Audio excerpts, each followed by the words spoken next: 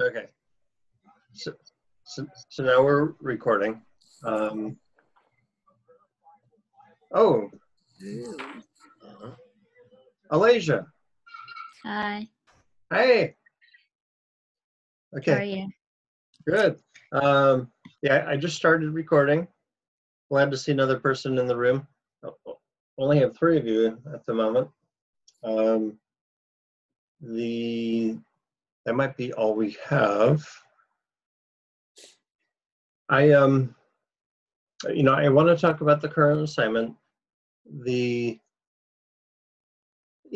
guess, in the pre-reading, I posted some things about the photomontage and, Eric Johansson, Impossible Photograph. And, that's kind of the idea here, is like what he lays out there. And when I was looking at the module, I don't have a whole lot more stuff there except for the exercise with the putting the box on the table, talking about reflections and shadows and, matching lights and that sort of thing. But the presentation that Eric Johansson does is kind of what we're looking at here, is like the idea of, and one thing I like about his like TED Talk is that he shows his source photographs. It's like I took this photograph and this photograph and this photograph and combined them together to create this final product. And that's what we're doing here. I'm going to show like a very simple photo montage that I created with 2 images, mostly just to kind of show the thought process that I went through there. In Eric Johansson's video, his images are very planned, and you can take different images and combine them together and try to create a photorealistic image from that. But it's a lot easier if you take your own photographs. It's like if you have a bunch of images shot from like the same angle, same perspective, similar lighting, it's a lot easier to combine those together and create a realistic result than if you have things that are just like don't mesh together at all. So his approach is a good one, and it's actually easier to create a realistic, convincing image if you plan things out and shoot things yourself, using that criteria. I'm going to demonstrate doing something where I just took 2 stock photos and put them together, and what I had to do to get that to work and make it interesting. The photomontage, I don't know if you've looked at the stuff I put up, like there's a link to like Wide Walls, where there's a site where they talk about like photomontage and collage. I used to have another site which kind of disappeared like some years ago, and I found that one to kind of take its place. There's a history for this sort of thing. One thing, the last assignment, the multi-layer one, they used to be a photo collage assignment, and I kind of changed it to this multi-layer thing where we're looking at blending modes more. But I still had that exercise with the melon head, where you're really doing a photo collage, taking pieces from a bunch of different images and creating a whole from it. But I want to talk a little bit about this idea of photo collage and photomontage. Two different words. Sometimes they're used interchangeably. Do any of you kind of like have a sense for what the difference between those two things are? You can make a distinction between collage and montage. I'm just kind of wondering if that's something that you guys would know about.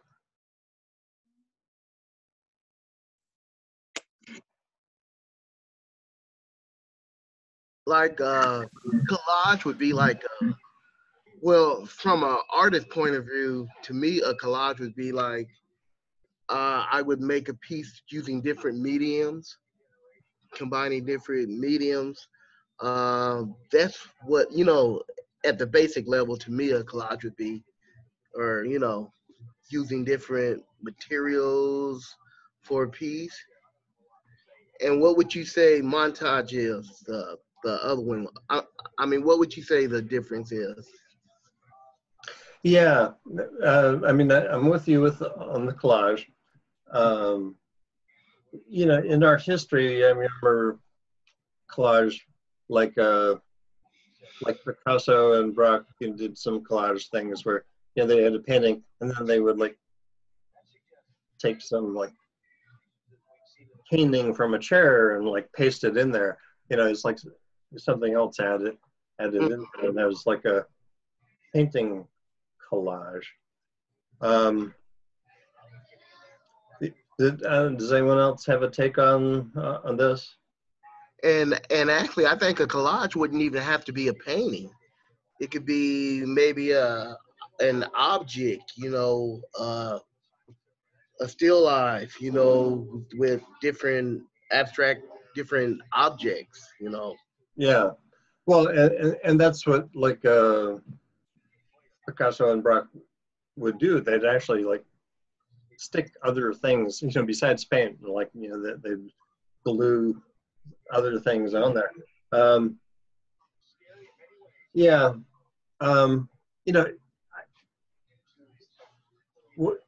Some years ago, and I don't think I have a link to this anymore. One of the things I used to post is this essay about photomontage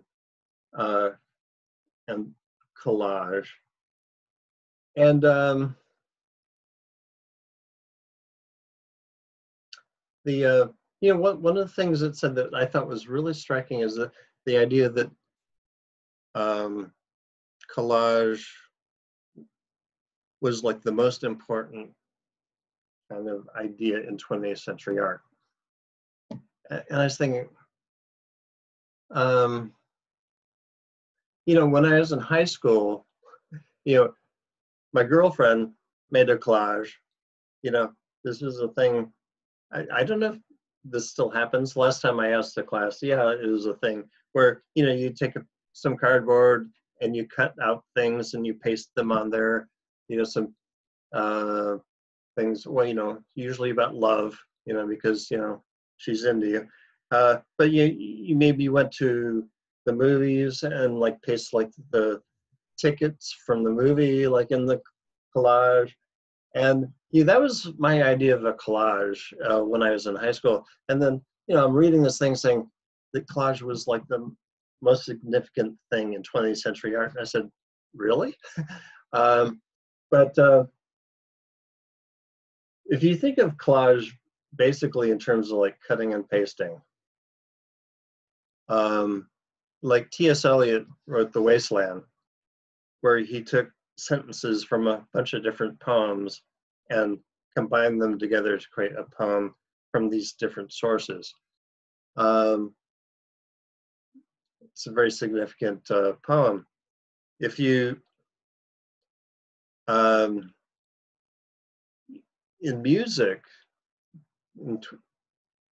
if you think about sampling, where people are sampling sounds and creating new works of art based on these samples that they've taken from different places, that's a huge thing in music. if you kind of generalize the idea of collage as cutting and pasting, where you're taking things from different places and putting them together, that is a really significant part of 20th century art, whether it's music or poetry or visual arts. So there's a distinction I want to make between collage and montage. And the first use of the word montage that I'm aware of is the early 20th century Russian film director Eisenstein. Yeah, that's right. Yeah. Oh, you know this? I teach in a film department, so Okay. Eisenstein is he's important. Okay. So yeah, I mean, I didn't brush up on my notes here. He made this film where there's this scene where he shows a picture of the U.S. Capitol and the Kremlin. And then you see this one guy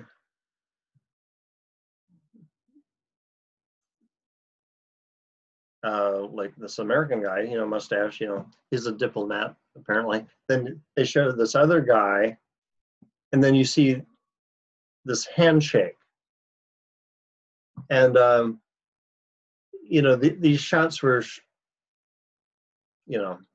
there's a shot in the United States, the shot in Russia, this one guy, this other guy, and this handshake. And the handshake isn't even the two guys that we saw, but what he created there was a concept of diplomacy. It's like United States, Russia, this person, and the handshake. And you put all those things together, and that is a film montage representing the idea of diplomacy between these two countries. And as far as I know, that is actually the first use of the term montage. And it's in this film context. So the kind of when I think about collage and montage, one of the things that I key into is that a montage I think of as a seamless kind of representation of an idea. Collage is usually more like cut and paste juxtaposition of things. Very often with a collage, you see the separate elements. With a montage, you want more of a seamless. Yeah, it seems like a montage tells a story too, or relates information more than a collage. I mean, it seems like artists would use that as a tool for communication. That's what it seems like to me. Like you said, a collage is just taking things and throwing them together. And I think with a montage, it's more of a thought process when you're actually doing the piece. Yeah. I actually disagree, William. I find that I do collages a lot when I usually design. That's usually my type of style. Also collage. I also collage in terms of like, like a vision board. And a vision board tells a story. It tells a story of what you see and what you want to do in your future. And I don't know. I feel like a collage just tells a story in maybe a less cohesive way than what a montage would do. So a montage, I feel like, just given what we did with the previous assignment, it's just like you notice less of the, like you said, the separate portions. Like you wouldn't, with the box that we put on the table, you wouldn't have realized that the box was in a different picture. So I think it tells a story, but just in a different way. good point. Yeah. A lot of people use the terms interchangeably. The what I'm getting at is the idea that in the photo collage, very often you have these obvious things juxtaposed to each other. It's like there's this thing juxtaposed against this other thing, whereas in the montage, like with the impossible pictures, is like it's a little more seamless. Is like with the way I'm looking at it anyway is that for the photo montage assignment is that it's like the impossible picture. You're creating an image that looks real. There's no obvious juxtaposition of things. It's seamless. It's like you're taking a photograph of something that could not possibly exist. And the content, the idea is that there's things in the image that kind of are a clue that this is not real, but it looks like photorealistic, and that's the direction we're going with this current assignment. And I don't know how far along you guys are with that, whether you have source images that you've put together. But photorealism is kind of like the standard we're looking at here. And but one thing with photorealism is that if you do a really good job, you look at it and say, well, this is just a photograph or something. There has to be something in the photograph that kind of is a clue that it's not really a photograph, right? So if you do more surreal sort of thing, it's like, oh yeah, this looks real, but it can't possibly be real. And like a lot of Eric Johansson's things are like that, where you have a landscape and a pair of scissors cutting through the earth, and it's like, well, okay, it looks convincing, but yeah, that's not happening.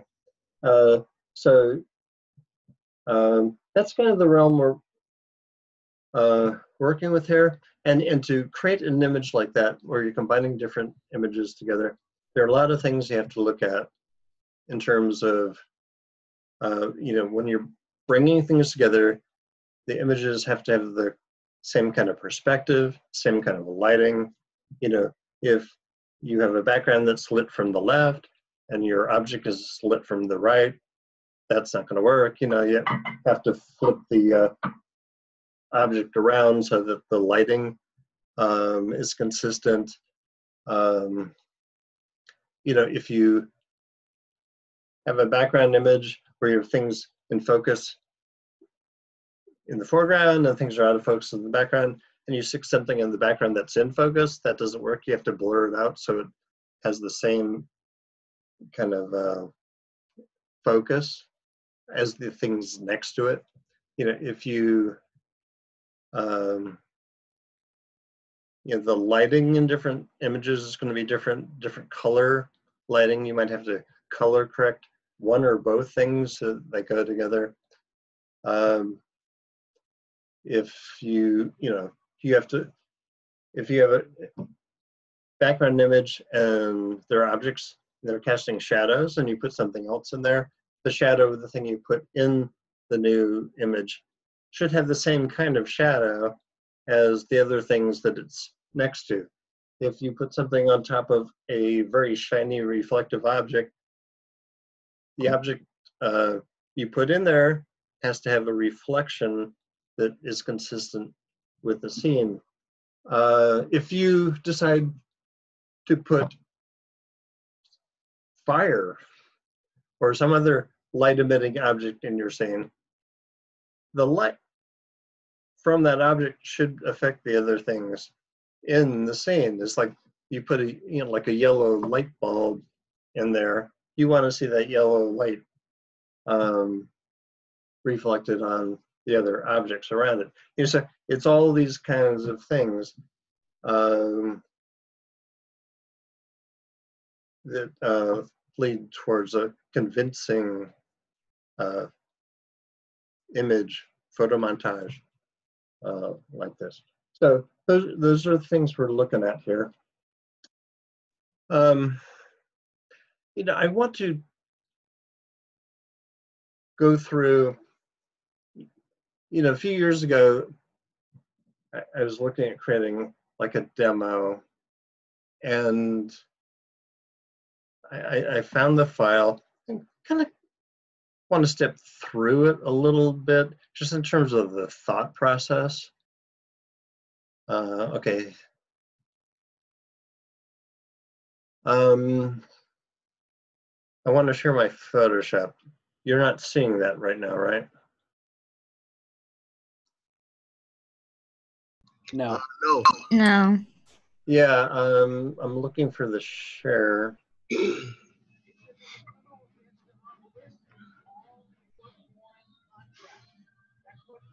Okay, there we go. Share. All right. Now you see Photoshop, right? Yeah. Okay, so this is a fairly simple combination of two images. This is kind of like the final result here. And I just kind of, in teaching these courses over the years, a lot of students will, have a hard time kind of figuring out even something to do. And I don't know if you look at this, what you see is like a boy blowing a bubble. And then there's this background. Let me show you. Okay, I have some layer comps here. I don't know, where's the layer comps? Ah, okay. Okay, so that's the finished image. This is what I started with. So basically, saying, oh, I really ought to do like a photo montage kind of demo thing. And I was going through a bunch of stock images that I had, over the years, like I buy different programs, and sometimes they'd give you a CD with stock images. And so, I have a bunch of these. And I was just going through my stock images, and I saw this, boy blowing a bubble, and notice that, he's in focus. I mean, his hand is already going out of focus, and then the background is very out of focus. And the thing that kind of interested me is whether I could create a selection for this bubble and put it on a different background. And, it's kind of a challenge. It's like, oh, I wonder if I could replace the background with this and have the bubble. So, I use the same technique that, I demoed like for doing a hair selection, just, quick selection on like the highlights here on the bubble and created a selection.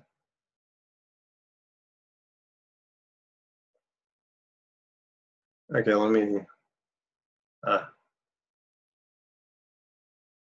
okay, so, yeah, I basically removed the background here.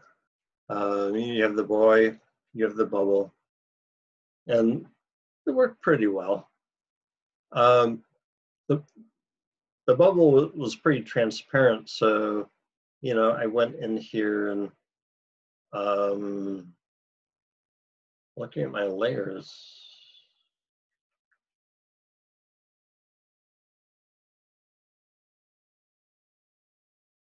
See some.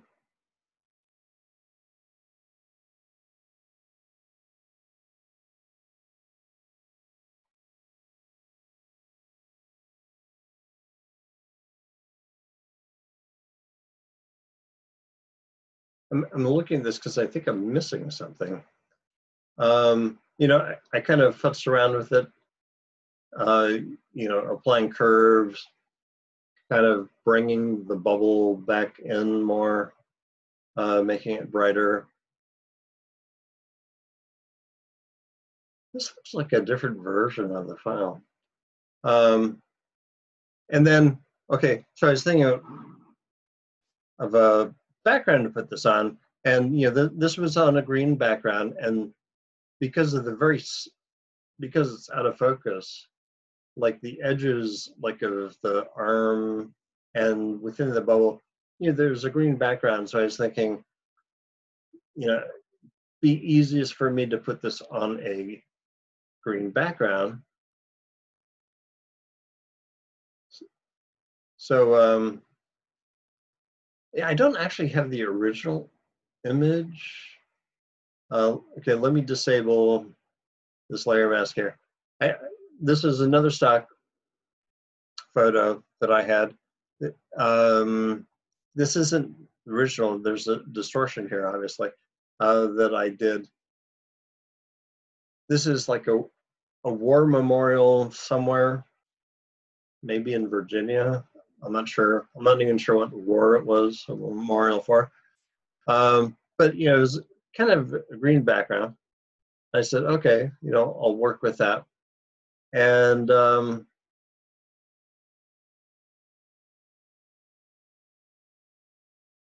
so I took this guy, superimposed it over this background, kind of boosted, you know, the colors here. But you notice the distortion in this image. Maybe I'll go to the finished image here. Uh-oh. So, you know, I put the boy blowing the bubble over this other image. I had to blur out the background because, you know, in the original image, the background was very blurred out. If the boy's face is focused, his hand is out of focus. So anything in the background has to be at least as out of focus as his hand, and probably more. So I took the background image and blurred it out. But then I was thinking, within the bubble, you see that I have a more focused version of the background image. It's like almost like the bubble is like a lens bringing the background into focus. And that's not how physics works. I mean, if the bubble was a solid crystal lens, yeah, it could focus things, but bubbles don't do that. But, you know, I decided that having the background come into focus within the bubble would be an interesting thing. And really, to me, that's the only thing that makes the image work, is that there's kind of a twist. It's like, you know, there's the boy blowing the bubble. The background has to be out of focus, but the bubble kind of brings the background into focus. And, you know, suddenly there's kind of a reason for the image to exist. So, I mean, that's kind of like a thought process. You know, I didn't start with this big idea. I was just going through stock photos. I said, oh, you know, here's this boy blowing a bubble. I wonder, you know, it was a challenge. I wonder if I could actually create a selection for that bubble and put it on a different background. I found a different background, and then I found something that made sense to me to kind of make it work, where the bubble actually has the background in focus. So simple image, 2 source photos. I actually had to futz with it a lot just because, I mean, I was able to make a selection for the bubble using, you know, the quick selection tool and the refine selection, refine mask tools. But then I had to kind of, it was still kind of weak, so I had to go in and kind of amp it up a bit, where I made a duplicate of the bubble and screened it on top of itself just to make it stronger.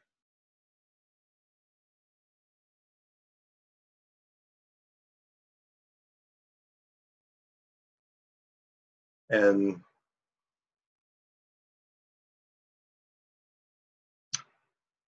I'm not actually seeing all of those things that I did. I'm going to try reverting, file revert.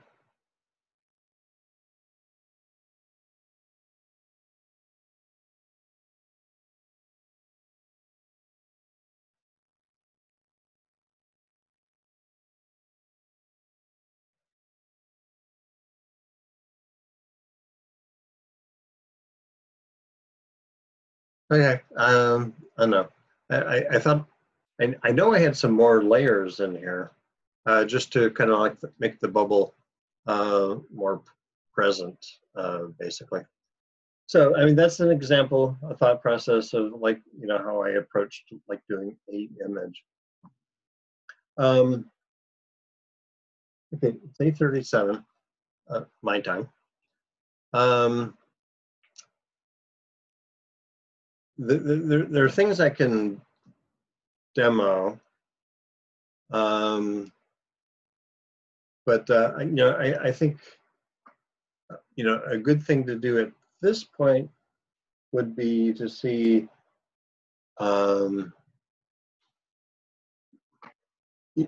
where you guys are, approaching this. Like, if you have an idea, if you have source material that you're working with, trying to do this thing. Just got 3 of you here. Has anyone gotten into this assignment at all? I did. I took a few pictures. I learned from the that TED Talk. I forget. I cannot remember his name. Eric Johansson. Yeah. And so I took all of the pictures in the same morning, which really made things so much easier than I was anticipating, because the light just looked exactly the same, which was nice. Yeah, you really want to make it easy on yourself. Yeah, no, I mean, I was anticipating, a lot of adjustment layers to tweak things to look like they were in the right place, and I really didn't have to do too much. So what's the concept you were working on? What it is it's one of those like out of proportion kind of pictures. It's one of my neighbor's houses that's kind of just on a small hill, like they're kind of raised up from the street. Oh, how many houses do they have? Just I have no idea, honestly, if they have other houses, but it's that one. And my daughter, who's 5, is towering over it. I took a picture of her standing like up on our deck. So yeah. I had her from the same angle of being, maybe like 10 feet below her. Okay. So it's one of those things where like someone is like holding the Eiffel Tower. Kind of. She's behind the house. She's towering over it. And I also took a picture of our car. And she was holding like one of her toys in her hand, but now she's like towering over this house, and it's as if she like picked a car up off the street. And okay, she's holding it up in the air. This is your daughter? Yes, She's Okay. 5, so add some extra. Well, she's 5, and now she's Now she's 200 feet tall. Yeah. okay. Cool. Yeah, that sounds like a. I mean, you shot everything. Is the same kind of lighting, makes it easy to put things together. If you're successful in making it seamless, then there's still the obvious thing that, oh, this little girl is not 200 feet tall. That's the thing that makes it not just look like a photograph. Right, and I'm trying to add some of the stuff that we did for the box. Like because of where the light was coming from, I couldn't cast her shadow. It wouldn't make sense. Okay.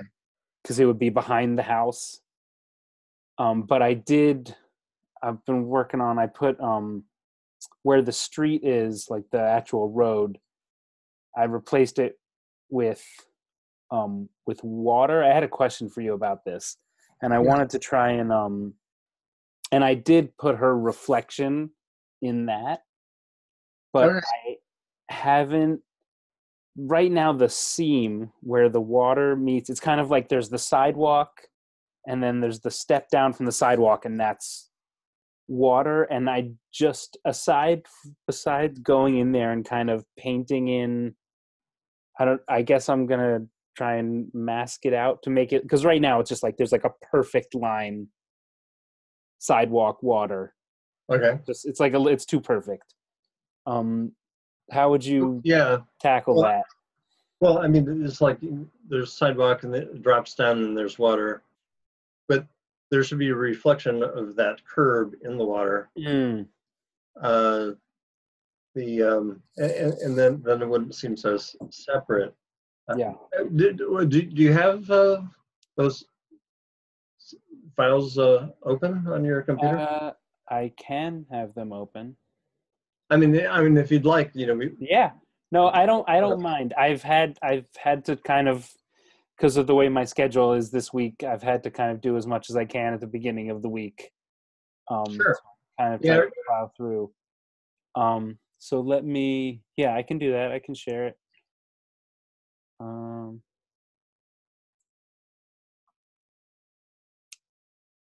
I think it says that you need to stop sharing for me to share. That makes sense. Where's? Oh, yeah, it's on the other screen over here. All right. Good. All right, let me try this.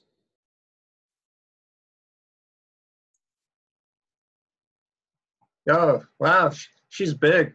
She's big. So it's a neighbor's house? Yeah. Across the street. They're on, because they're raised up, so I could get it to. Yeah. So the sun is to the right. The sun is to the right. And that's consistent with the house and with your daughter, and I guess for the car. Yeah, the car was the other way, but that horizontal flip helped with that. Okay, so I see the water. So that's reflection of your daughter. Oh, her head is there. Yeah, Oh. that helps. The cat. I was still debating whether I'm doing the cat or not.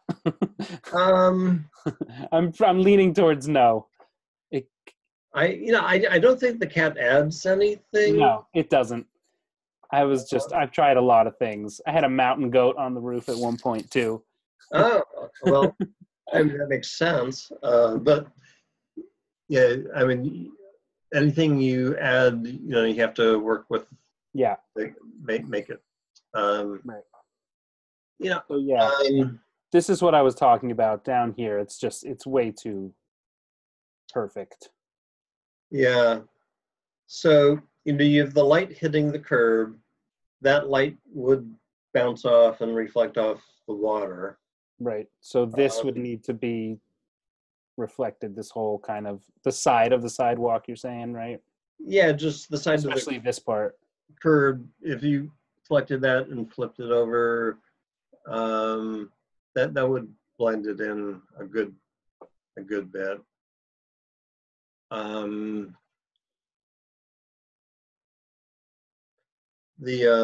mean, looking at the water itself, where's the water from? It's from, I can grab the image real quick. It was a stock, a Google image search result. There was a whole, there was an island in the background and other stuff. I was just looking for water that didn't have any reflections in it. Okay. Which is why I landed on that. I could probably find Well, it. I was just thinking, the water, you kind of wondering like how deep it is, the color. I mean, if you had a reflection on there, but if by like the curve, if it's shallow water, I don't know. I mean, there's a street under there, right? Yeah.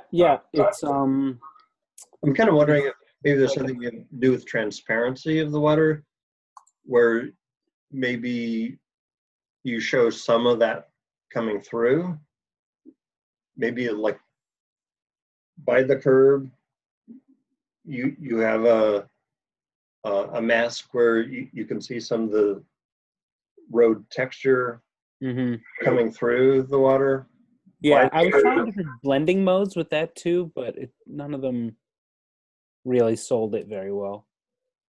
Well, I think I don't know if I demonstrate this very much, but if you just create a layer mask, we usually create a layer mask by creating a selection. But I mean, you can just create a layer mask and then it's just like solid white. But then if you use the gradient tool, you can just paint a gradient in the layer mask to have it fade out, fade in and out. So you could have certain amount of transparency to the water right by the curb, and then have the water fade in more as you get away from the curb, and then it'd be like it's getting deeper or something. Yeah. So you would. So to do that, you would just create a layer. Well, a layer mask. Well, with no selection. With no selection, yeah. Typically, when we create a layer mask, you create a selection, create a layer mask, and the selection becomes the mask. But if you have no selection, you just get a layer mask that it's like solid. Okay, but I do have to be on a layer, right? Because I'm not seeing. Yeah, well, select your water. Okay, create a layer mask. Okay, so the layer mask is just all white. If you go to your gradient tool. Is it behind the paintbrush? No, it's down there. Wait, up there. There it is. Okay, now you have a black and white gradient, so just drag. Go to the curb and drag away from the curb.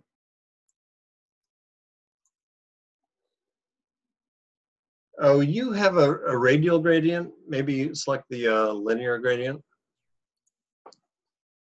Where's the aha? It's up here. Yeah, just go to the right. Gotcha. Yeah, that one. Yeah. Gotcha. So do the same thing. Drag away from the curb. Okay, so you see it's more transparent. So try reversing the gradient. So go back up to the bar up there. It says reverse to the right. Go to the right. Oh, I see. Sorry. Yeah, so do the same thing.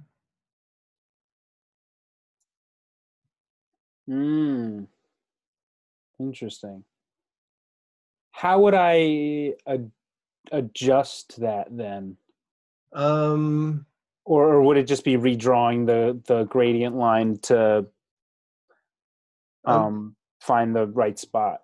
Try drawing the end. Don't draw it out as far, just click and drag a little bit perpendicular as possible to the curb.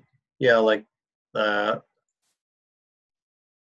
Okay, so you see, you've got the transparency on Mm-hmm. the left, but you probably want some water. So if you actually clicked kind of like above the curb and then drag down,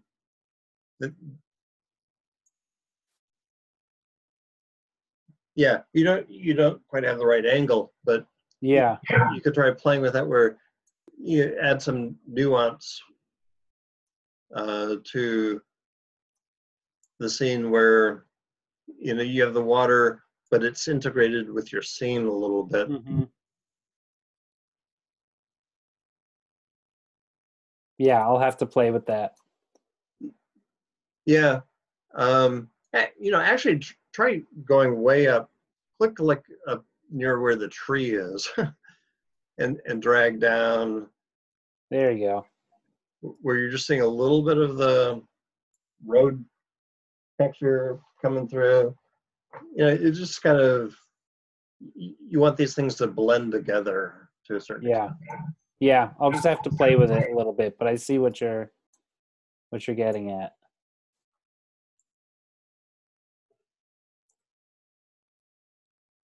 Cool. Thanks.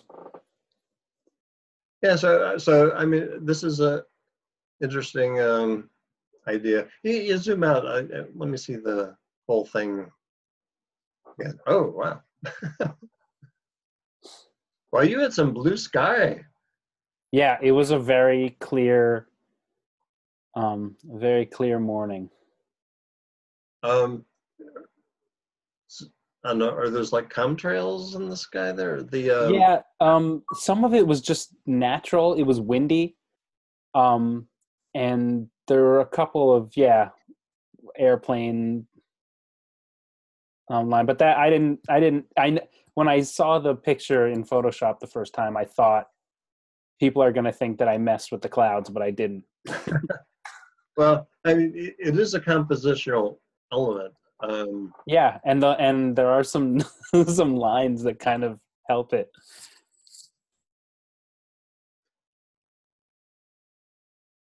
Yeah. I'm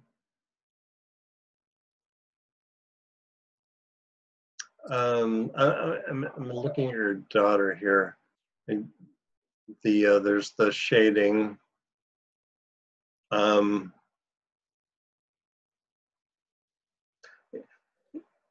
I'm kind of looking at where there's the roof line and there's her, and it's perfectly natural, but it's kind of like I almost want some shading on her to kind of separate her from the house a little bit. Mm-hmm. Whether it's realistic or not, I just kind of feel like she seems too forward, where I want to see the house and I want to see her behind the house, and having kind of some shading around her waist there that kind of creates some separation there would make it look more like she was like behind the house. Does that make sense? It does. It does. What would be the best way to do that? I'm because the first thing that popped to my mind was the drop shadow thing, but that I know would affect her whole arm and her hair and all kinds of stuff. Yeah. Well, you have a selection for her. I do. So she's masked out. The if you just took a very soft brush, took a brush, picked a color that was like a shading color for her, Mm-hmm. not black necessarily, but like if you picked one of the darkest shades on her clothing, maybe under her arm even. Yeah. And you took that color and you picked a brush and you made it big and soft. Yeah, so bring the softness hardness all the way down. then if you, the brush blending mode, if you set it to, I'm not sure what, maybe multiply, and change the opacity of the brush from 100% down to something really low so that you can kind of build it up. So try brushing around her waist there. Oh, no, make your brush bigger brush. Something like that. Well, yeah, well, go ahead and try it. Do you have her selected? Her layer? Nope. Hold on a sec. Oh, I need to have her selection, right? Yes. Yeah. So you're painting on her. Oh, you don't have a layer mask for her. She's cut out. Yeah, I copied, and once I was happy with the selection, I wound up copying and pasting it. Okay. But there is more of her down here. Oh, okay. Yeah, I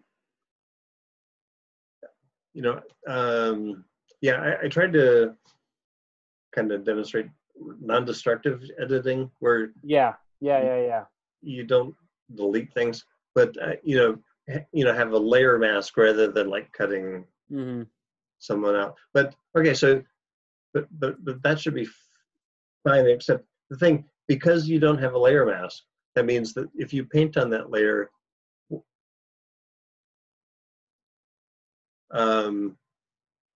if you go outside of her, oh, well, you created a selection. Okay, so if you have a selection, then what you paint will be restricted to her profile.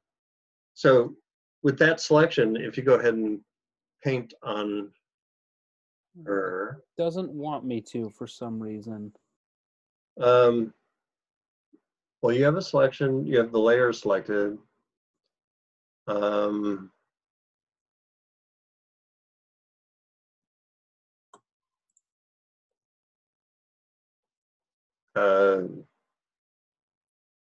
Well, that's interesting.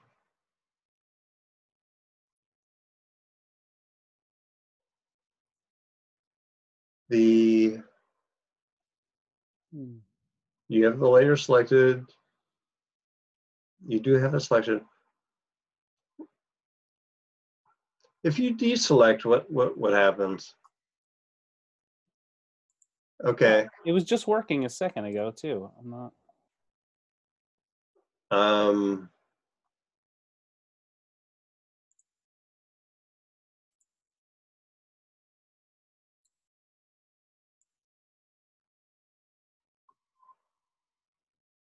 I'm trying to look at your screen here. You have the layer. I don't see anything locked.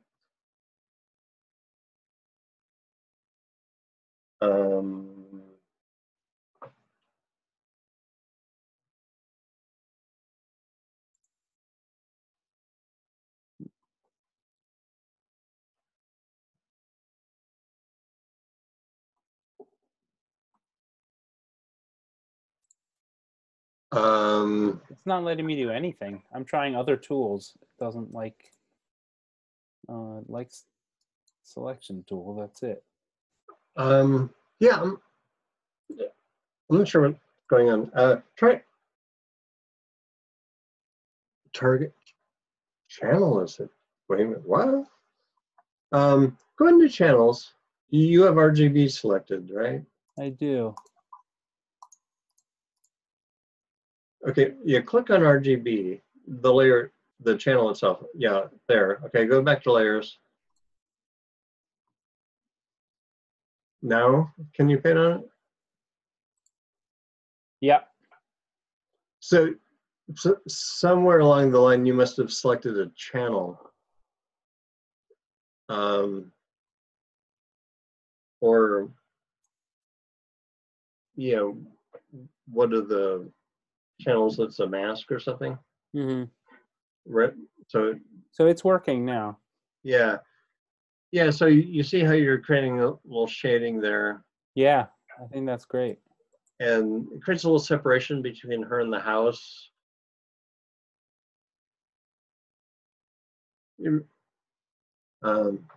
So I mean, something to Yeah. play around with. Yeah. Thanks. So Should I stop sharing? Or yeah, well, I was just going to ask, William or Elijah, what ideas you had for your photo montage. Elijah, have you come up with the concept? I have not, because montage isn't my thing, collage is. So putting together realistic photos in the sense that everything is cohesive is kind of my struggle. So I'm trying to figure it out. Okay. Well, it's kind of like what people talk about as like photoshopped. This image was photoshopped. The idea that something is real or not real. I actually have a whole lecture I used to do about,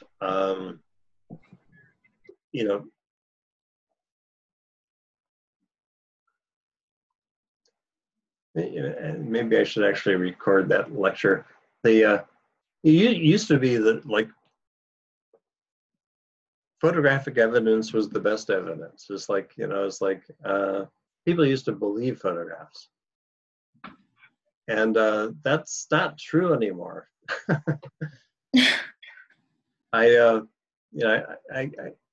It's amazing how many times, someone will post a photograph and someone will say photoshopped. And it's like, well, no, that actually is a real thing. It kind of goes both ways. People Photoshop things that aren't real and present them as real. But people have started to not actually believe real things because they think it is Photoshop. So, it's a really weird kind of space we're working in. But, technically, it's kind of worth exploring, just combining things together. If you're used to working with, photo collage, I don't think it'd be a very big step to take similar ideas, probably. I mean, I'm not familiar with the kind of work you're talking about, but just go for a more photorealistic approach. Yeah.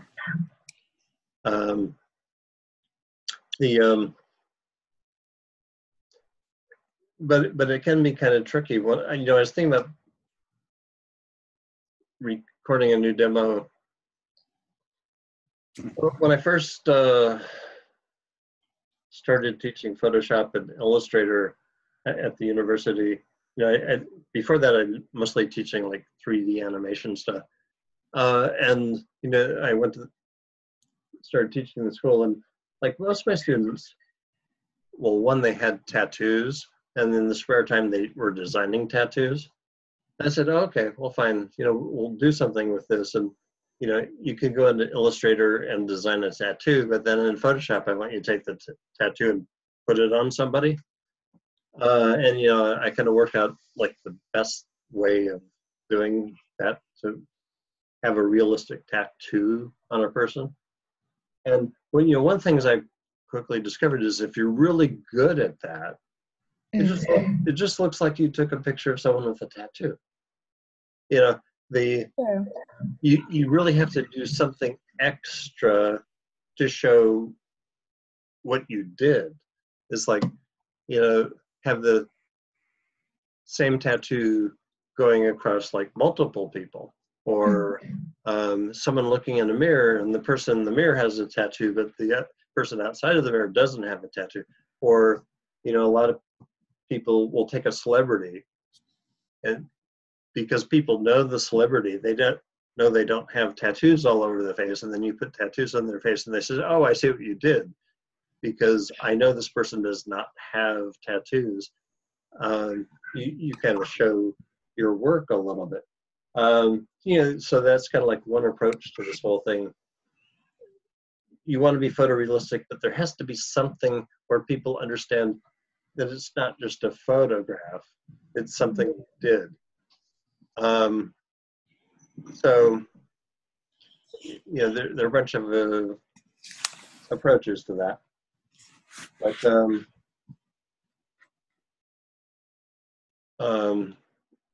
yeah, I mean, see kind of what ideas percolate up. I kind of showed the bubble boy, the boy blowing up the bubble, just to show, like, I didn't have any idea. I just was going through my stock photos and said, oh, here's a photo.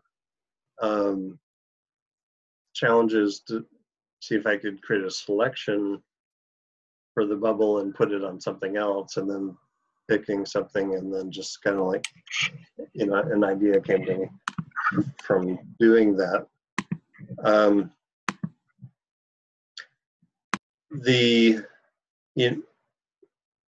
In the course, I put up some really old student examples of photomontage.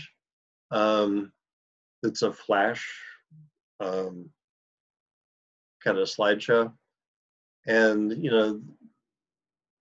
things that I'd suggest looking at those is just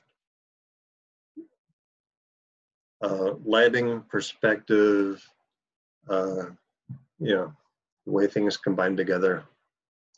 William, have you been thinking about an idea? I've got a couple of ideas floating in my head, and right now I'm pretty much collecting my sources for them. One is aerial scene that I want to do, and I want to combine a couple of images and do something with that. And another one, I'm thinking about making a political statement, like I'm always doing so.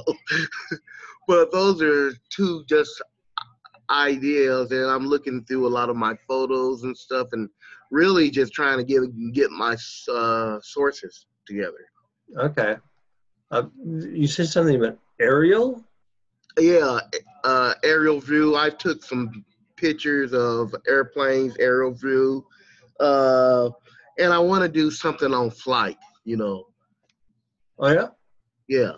So I'm kind of right now. I just got stuff floating in my head, and I'm gonna put them together. But I'll probably have something pretty solid by the weekend together, done. Okay. So there's this aerial thing, and Mhm. with the political thing, do you have something particular in mind?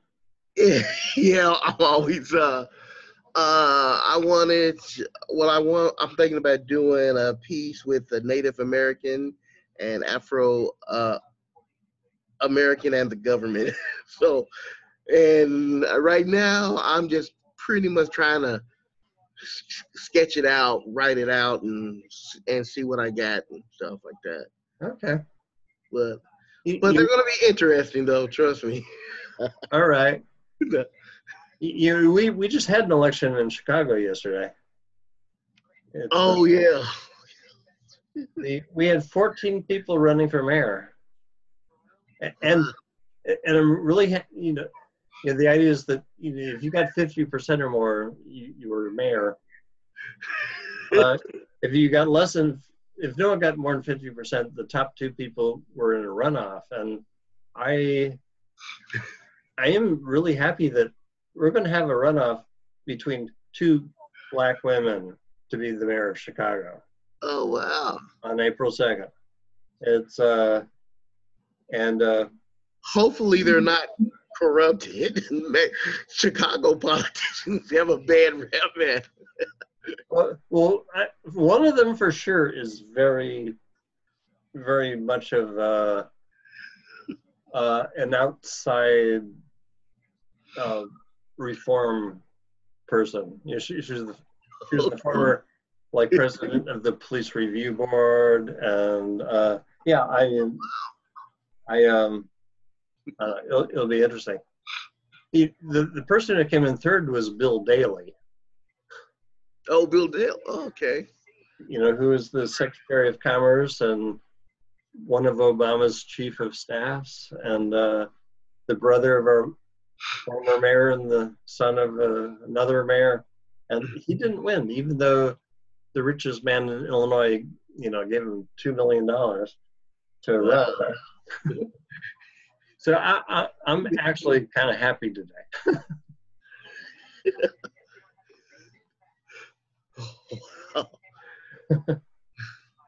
Yeah, but those are two ideas that I'm playing with, and I'll see which one of them I take. But I want to make something pretty good and pretty different because I want it to go in my portfolio. So I'll be working on that in the next few days and getting Okay. something together.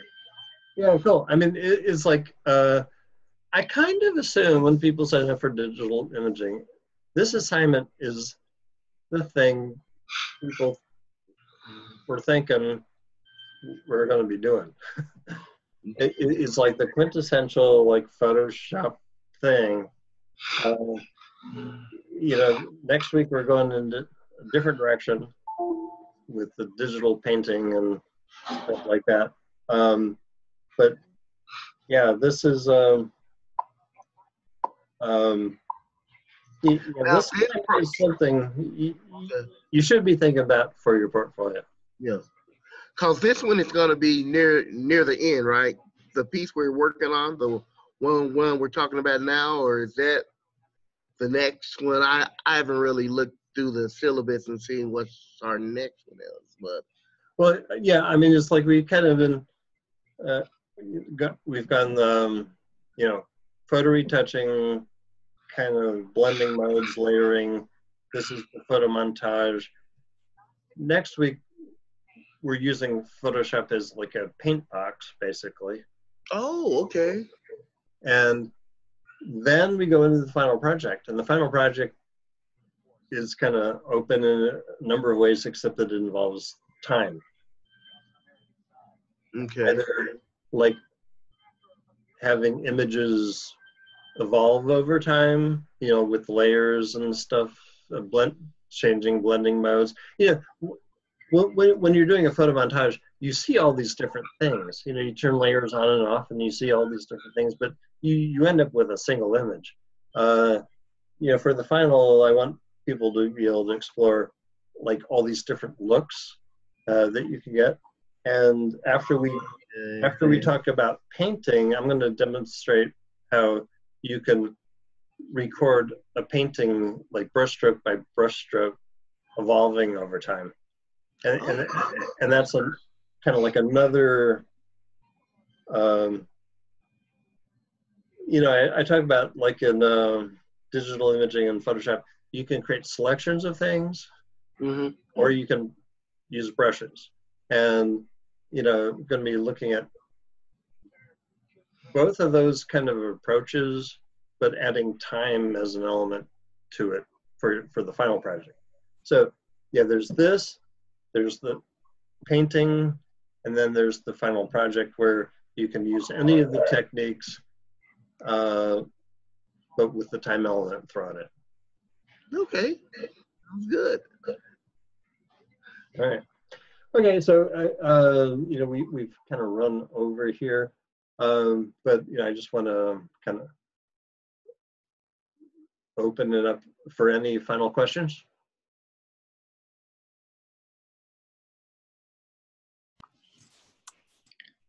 I'm good. Yeah, not from me. Okay. No, I'm good too. Yeah, I'll send you messages if I run into issues. Yeah, do. Yeah, just you know, anything that comes up, let me know. And I'm going to work on a new demo for the painting thing next week. Cool, thanks. All right. I look forward to seeing what you come up with. Okay. Yup. See you next Wednesday then. See you. Thank you. See ya. All Night. right. Good night.